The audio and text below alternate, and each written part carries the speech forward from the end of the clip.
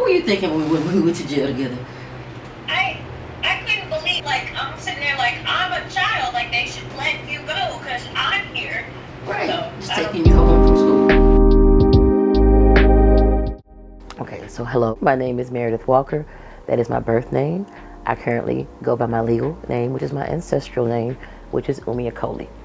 I have been working in education for the last 30 plus years. I have been working with the youth and underserved community since 1991 in many school districts. Natural Bridge is not a very long street, but there's about a strip of Natural Bridge where at some point in time I couldn't drive down because I was wanted by several different municipalities.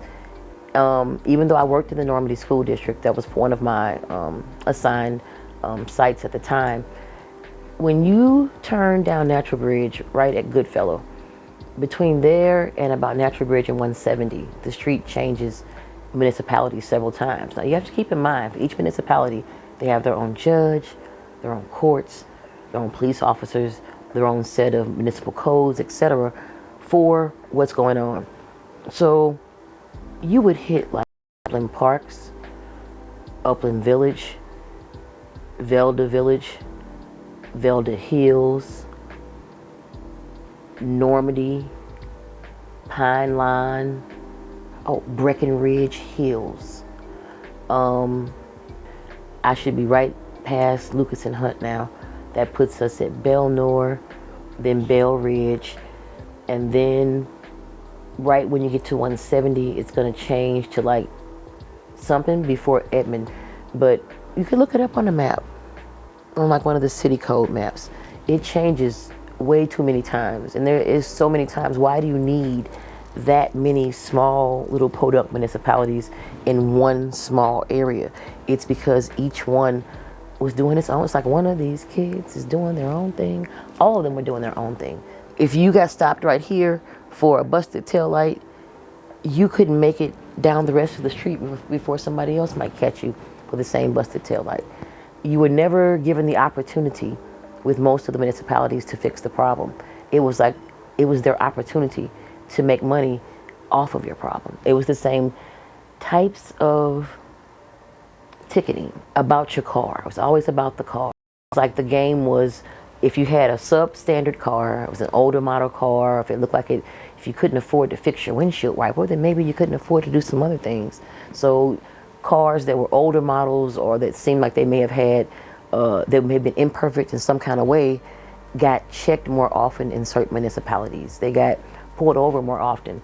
And they always ran black people's plates. They always ran cars that were substandard, or they always did it to people of color in certain municipalities.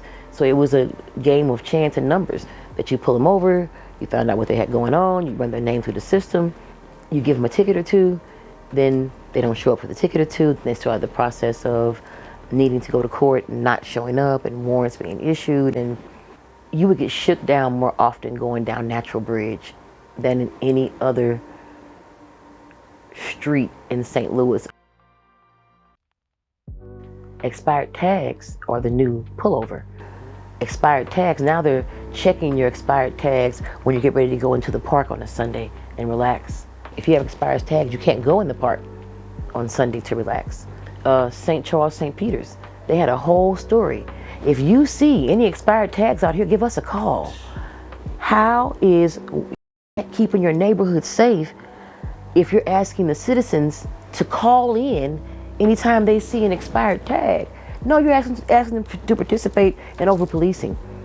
Because why can't the person get their tag? It's usually an issue with paying taxes or money. Who does that affect? The underserved, people that are poor.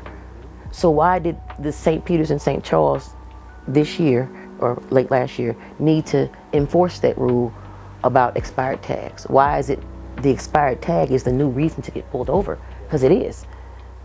In North County, they stopped bus services after 8 p.m. So the public transportation service that you're going to force somebody into because their tags are expired, so they're going to have to catch a bus to work. Well, you better have a job it's a daytime job, because bi-state they cut bus lines, they streamlined their services, and they stopped services in North County after a certain time.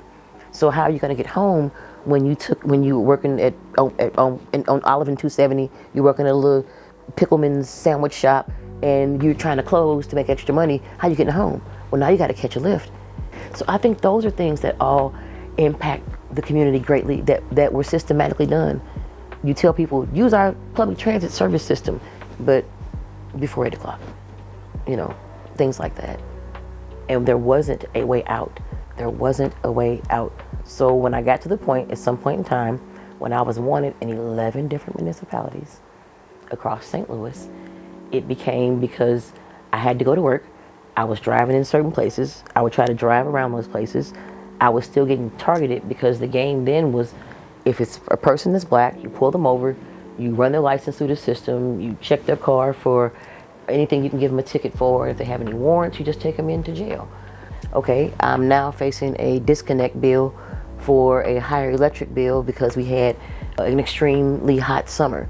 But I also have to pay this fine. If I don't pay this fine, then I start all over with owing more money, and then I have to go back to courts, and they send me to prison, and I get warrants put out for me. But then this one, my lights get cut off, and you have to make life-altering decisions over a matter that may or may not have had another way to be worked out, but you weren't offered that option.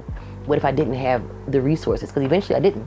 Eventually I did run through all those resources. Eventually the money from others ran out. Eventually having 2 children, and they're both in private school, and you're working your dream job and only making $32,000 a year, how do you afford rent and everyday living expenses? Something gets cut short. And so that's when you start skipping out on being able to pay a court cost because life got in the way. When you can't make one of the payments, it just adds on and on and on. Debtor's prison is a way of digging you into a hole because you really didn't have a way out except for paying money. I'm just getting out of jail long enough to see my kids and go to work, because the next time I get caught, I got to hurry up and get out so I can go back to work to keep paying all these municipalities. And eventually you can't juggle 11 balls.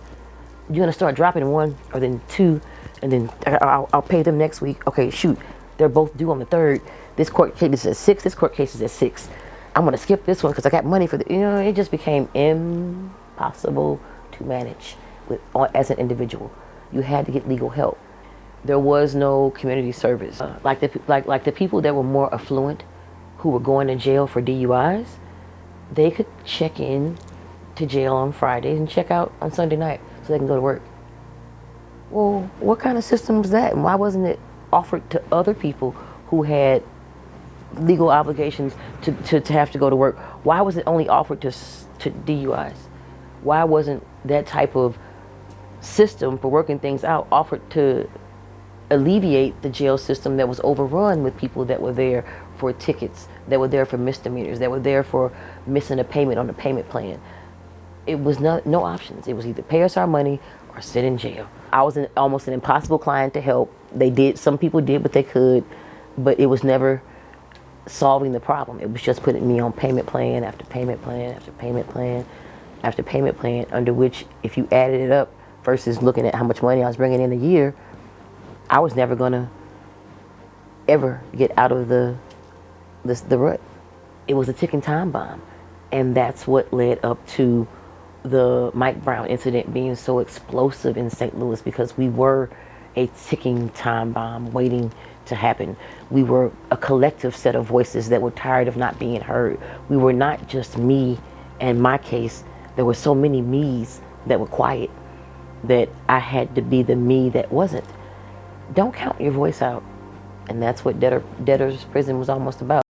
Having the money to pay them, or staying on the run till they catch you, hoping you served enough days in jail to get time served. But nope, they always want money. No matter how many days they keep you in jail, they find a way to also ask you for money. There's so much stuff I haven't told y'all about.